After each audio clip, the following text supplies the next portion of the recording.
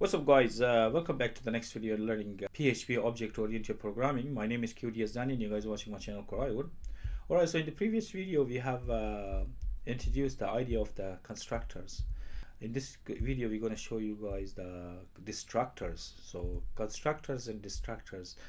Constructors when you construct something, when you construct object, and destructors when you destroy objects. It means that you're going to release a memory. So constructors, and we're going to come at the second one, and we're going to see the destructors, and we can call it destruct. This guy here and this guy here, they do not negotiate. Means this guy takes a parameter, but this guy doesn't take any parameter here. So this guy never expects you to put any parameter inside, and when you call this function destruct, it means it's going to destroy everything. So we're gonna remove, to make it easier for you all to understand, we're gonna remove all with the exception of one, because if you call destructor, then it's gonna be destructor is gonna be everywhere.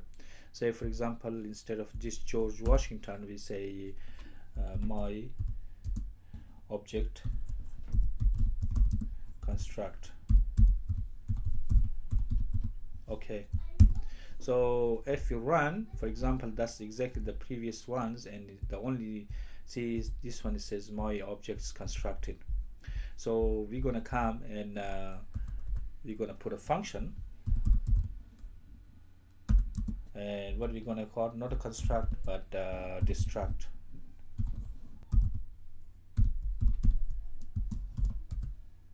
And we're gonna put some sort of echo. The object has been destroyed. Memory released. Because every time your object gets destroyed, it means that because it takes a memory, the destruct's gonna release memory.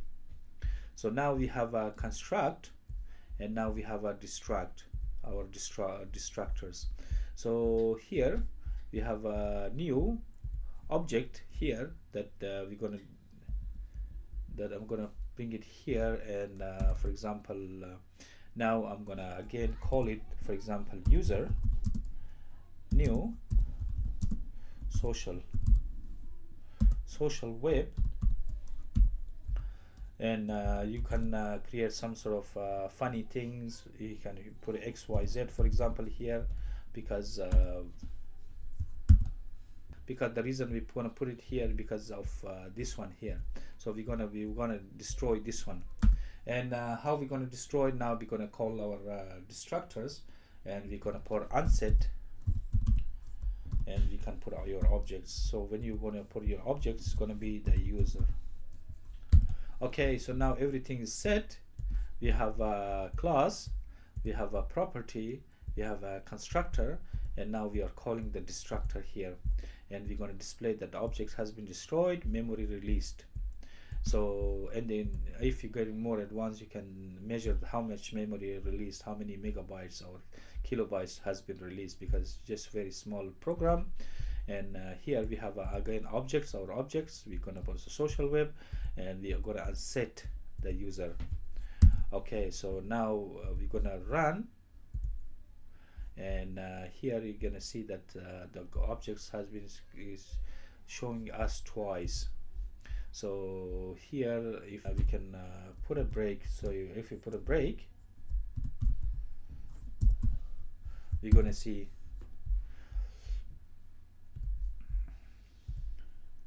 So here the first one, that's the first one, that's our constructor, and this guy is here, the constructor. And if you're gonna put some sort of say for example break, so we can see which one's which. And if I'm gonna run again, so that's our constructor. This guy here is called, that means it's gonna destroy this constructor. The second time it's called is because it's calling its destructor itself. So that's what is so the first time this is called, and this is going to destroy this guy here, and the second time which is going to call this is going to destroy this one. That's why it's being called twice. But say for example, if you remove once, and here it's going to be only called once, because there is nothing there to be displayed. So this is gonna only call this one. They're gonna see this, there is objects. The destructor is gonna see, all right, there's an object here, and I'm gonna destroy this one. So it's gonna, everything is destroyed and the memory is released. That's the function of the destructor. So if for example I'm gonna put a back, and keep in mind, this is not the only way. Unset is not the only way that you guys do this. For example, you can we can put a comment on this one, and we can put a user, that's our object, equal to null. That's the second way. And when you create null, you're gonna have this achieve the same result. So we're gonna come here and we're gonna say that's exactly the same as unset. So either way, we can create our objects and we can destroy our objects. Keep in mind, the first one is going to destroy this constructor. The second one is because there is another one here. There is another object because we have two objects. The first object is going to be destroyed, this guy here, and there's the destructor is going to look at there is any other objects. Yes, there is another one, and it's going to destroy this one. So that's what the constructor and the function of the constructor, which is magic methods inside the Python, inside the PHP, and that's the destructor. And both of them have underscore, and both of them have a look at the constructor have a underscore, but this one takes a parameter, but this one don't, because don't put any parameter here. All you got to do is just put a set, and I would just put a user. So you just put your object and just put a null in front. So when you do this one, when you do unset, it's gonna have the same effect, no problem. So this is the idea of the destructor inside the PHP. Alright guys, that's it for this video. Thanks for watching, and don't forget to subscribe my channel. If you guys have any question or comment, leave in the comment box. Otherwise, I'll see you guys in the next video, and bye.